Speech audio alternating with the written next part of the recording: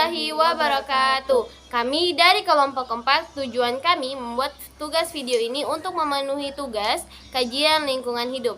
Perkenalkan, saya atas nama Fatma Wada dengan stambuk A40122141. Saya Rehan dengan stambuk A40122137. Saya Siti Fatimah dan akhiran stambuk 156. Simak videonya teman-teman. Materi kami adalah ekologi sebagai dasar ilmu lingkungan. Apa sih itu ekologi? Ekologi merupakan cabang ilmu biologi yang mempelajari hubungan timbal balik organisme dengan lingkungannya. Penerapan ekologi pun bisa ditemukan dalam kehidupan sehari-hari, misalnya tentang cara binatang mencari makanan, berkembang biak hingga berinteraksi dengan lingkungan tempat tinggalnya.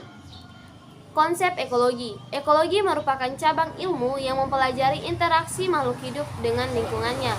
Mengutip Handot Ekologi Universitas Negeri Yogyakarta, ada beberapa konsep yang menjadi bagian dalam ekonomi. Ekologi yaitu yang pertama ada lingkungan, yang kedua ada ekosistem. Lingkungan merupakan suatu sistem kompleks yang berada di luar individu yang mempengaruhi organisme. Lingkungan dapat dikelompokkan menjadi dua, yaitu lingkungan abiotik dan lingkungan biotik. Komponen abiotik merupakan meliputi benda tak hidup yang mempengaruhi semua makhluk hidup, diantaranya air, suhu udara, tanah, cahaya matahari, dan topografi. Yang ke B, komponen biotik. Komponen biotik adalah faktor hidup yang meliputi semua makhluk hidup di bumi, baik tumbuhan, hewan, dan manusia.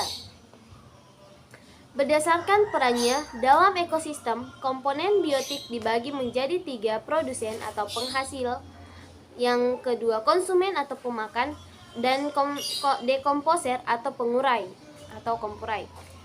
Kita masuk di ekosistem. Komponen biotik adalah faktor hidup yang meliputi semua makhluk hidup di bumi, baik tumbuhan, hewan, dan manusia. Berdasarkan perannya dalam ekosistem, komponen biotik dibagi menjadi 3, yaitu produsen atau penghasil, konsumen atau pemakan, dan dekomposer atau pengurai.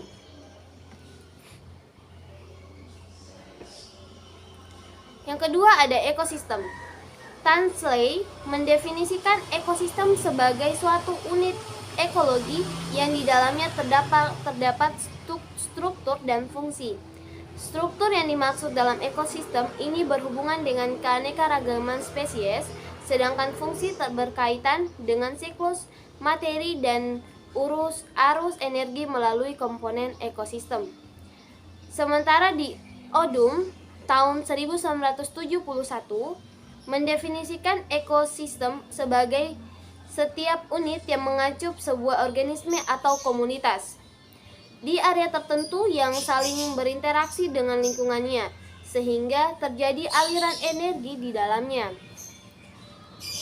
Odut menyebut struktur ekosistem terdiri dari beberapa indikator yang menunjukkan keadaan sistem dari sistem ekologi pada waktu dan tempat tertentu.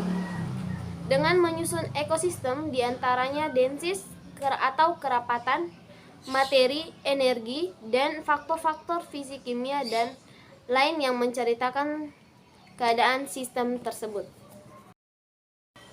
Yang keempat yaitu suksesi. Perubahan dalam komunitas yang terjadi sebagai akibat dari modifikasi lingkungan berlangsung lambat, teratur, dan terarah menuju ke stabilitas disebut dengan suksesi. Proses suksesi akan terus berlangsung sampai tercapai titik klimaks, yaitu kondisi di mana komunitas mencapai titik keseimbangan. Ada 2 konsep suksesi, yaitu suksesi primer dengan suksesi sekunder. Berikut penjelasannya. Yang pertama yaitu suksesi primer. Suksesi yang terjadi karena ekosistem mengalami gangguan yang sangat berat sehingga komunitas yang ada hilang atau rusak total. Misalnya peristiwa tsunami, letusan gunung berapi, aktivitas pertambangan, dan lain-lain. Yang kedua yaitu suksesi sekunder. Suksesi sekunder terjadi pada ekosistem yang mengalami kerusakan tetapi tidak total. Masih ada yang tersisa, misalnya kerusakan akibat banjir, kebakaran, tanah longsor, pembangunan lahan terbuka. Salah kayaknya. Ulang. Itu dipotong. Yang keempat yaitu suksesi. Perubahan dalam komunitas yang terjadi sebagai akibat dari modifikasi lingkungan berlangsung lambat, teratur dan terarah menuju ke stabilitas disebut dengan suksesi. Proses suksesi akan terus berlangsung sampai tercapai titik klimaks, yaitu kondisi di mana komunitas mencapai titik keseimbangan. Ada dua konsep suksesi, yaitu suksesi primer dengan suksesi sekunder. Berikut penjelasannya. Yang pertama yaitu suksesi primer. Suksesi yang terjadi karena ekosistem mengalami gangguan yang sangat berat sehingga komunitas yang ada hilang atau rusak total. Misalnya peristiwa tsunami, letusan gunung berapi, aktivitas pertambangan, dan lain-lain. Yang kedua yaitu suksesi sekunder. Suksesi sekunder terjadi pada ekosistem yang mengalami kerusakan tapi tidak total. Masih ada yang tersisa, misalnya kerusakan akibat banjir, kebakaran, tanah longsor, dan permukaan lahan, perkebunan, dan lain sebagainya. Selanjutnya akan dilanjutkan oleh teman saya. Selanjutnya tentang prinsip dasar ilmu lingkungan. Nah, jadi terdapat beberapa prinsip. Yang pertama, prinsip interaksi. Interaksi di dalam ilmu lingkungan diartikan sebagai hubungan timbal balik yang terjadi antara lingkungan biotik dan lingkungan abiotik. Kualitas interaksi di dalam lingkungan hidup didasarkan pada keberadaan interaksi itu sendiri. Adanya interaksi menandakan tingginya kualitas lingkungan, sebaliknya, kualitas lingkungan rendah bila tidak ada interaksi di dalam lingkungan. Yang kedua, prinsip ketergantungan. Ketergantungan di dalam ilmu lingkungan diartikan sebagai kebutuhan secara timbal balik antara lingkungan biotik dan lingkungan abiotik dalam interaksi yang terjadi. Tingginya kualitas lingkungan ditandai dengan adanya ketergantungan antara lingkungan tersebut. Sebaliknya, kualitas lingkungan rendah bila tidak ada ketergantungan antara keduanya. Yang ketiga, ada prinsip keanekaragaman. Keanekaragaman di dalam ilmu lingkungan diartikan sebagai tingkat keanekaragaman hayati dan non-hayati.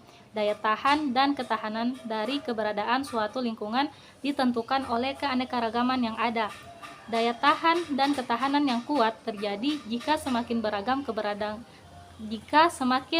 keberadaan hayati dan non-hayati pada lingkungan. Sebaliknya, lingkungan dengan keberadaan hayati dan non-hayati yang tidak beragam menandakan lemahnya daya tahan dan ketahanan lingkungan tersebut.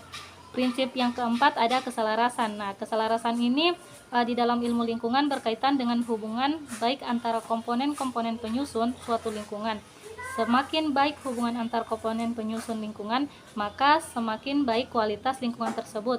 Sebaliknya, hubungan yang buruk antara komponen penyusun lingkungan menandakan buruknya kualitas lingkungan. Yang terakhir, prinsip kegunaan. Kegunaan di dalam ilmu lingkungan ini berkaitan dengan fungsi dari komponen-komponen penyusun lingkungan. Masing-masing komponen dianggap memiliki kegunaan yang berkaitan dengan kebentukan lingkungan. Informasi tentang kegunaan ini dapat digunakan dalam pengolahan dan perlindungan keadaan suatu lingkungan. Baik, itulah tadi pemaparan dari materi kami. Kami akhiri. Wassalamualaikum warahmatullahi wabarakatuh. Selamat